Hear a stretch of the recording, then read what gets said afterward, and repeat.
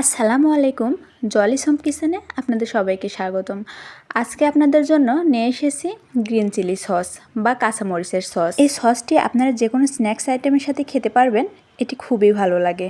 আর সামনে যেহেতু রোজার সময় আমরা অনেক ভাজা পোড়া স্ন্যাক্স আইটেম বানিয়ে থাকি, সেগুলো দিয়ে খেতে খুবই মজা লাগবে। আর সেই জন্য এখানে আমি হাফ কেজি পরিমাণ কাঁচামরিচকে সুন্দরভাবে বোটা ছাড়িয়ে নিয়ে ধুয়ে নিলাম। আর এখন এই ধুয়ে নেওয়া কাঁচামরিচগুলোকে আমি এরকম সুন্দরভাবে ছোট ছোট পিস করে কেটে নিলাম সুন্দরভাবে সেদ্ধ হওয়ার জন্য। তারপর এই কাঁচামরিচগুলোকে আমি একটা কড়াইয়ে বসিয়ে দিলাম। তো এর মধ্যে দিয়ে দিলাম কেটে পিস করে ধুয়ে রাখা আলু, আর এখানে দিয়ে দিব কয়েক কোয়া রসুন। তারপরে এর মধ্যে দিয়ে দিব হাফ কাপ চিনি ও 1 চামচ লবণ ও 1 চামচ বিট লবণ। এখন এর মধ্যে আমি দিয়ে দিব পরিমাণ মতো পানি, এটাকে সেদ্ধ হওয়ার জন্য। আর এটিকে এখন একটি ঢাকনা দিয়ে ঢেকে দেব সেদ্ধ না হওয়া পর্যন্ত। মাঝে মধ্যে ঢাকনা খুলে 2-1 বার নেড়ে চেড়ে দিব।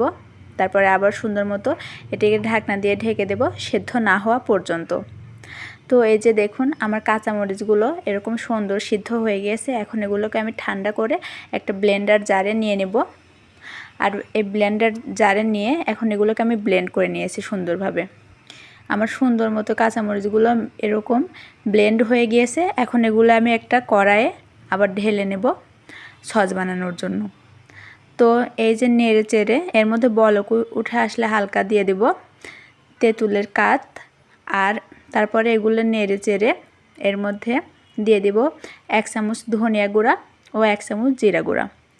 এই পর্যায়ে আমার চ্যানেলকে কেউ সাবস্ক্রাইব না করে থাকলে অবশ্যই সাবস্ক্রাইব করে দিবেন। আর ভিডিওটি ভালো লেগে থাকলে অবশ্যই একটি লাইক দিয়ে দিবেন ও কমেন্ট করে দিবেন। তো এরকম সুন্দরভাবে নেড়ে চেড়ে ভালো মতো বলক চলে আসলে এখন এটিকে নামিয়ে নিব। আর আমি বলতে ভুলে গিয়েছি যে ব্লেন্ড করার সময় আমি এর মধ্যে ভিনেগার দিয়ে দিয়েছি, আপনারা অবশ্যই ভিনেগার দিয়ে দিবেন। আর এখন আমার সস রেডি হয়ে গিয়েছে, আমি এটিকে চেক করে নিলাম। তো এই যে আমি সসটি পরিবেশন করে দিলাম সুন্দরভাবে। আমার সস একদম পরিপূর্ণভাবে রেডি।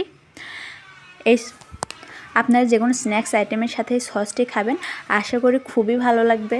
সসের রেসিপিটি ভালো লাগলে আপনারা অবশ্যই বাসায় বানিয়ে খাবেন। সবাই ভালো থাকবেন। সবাইকে অসংখ্য অসংখ্য ধন্যবাদ। ভালো লাগলে ভিডিওতে একটি শেয়ার দিয়ে দিবেন। ধন্যবাদ।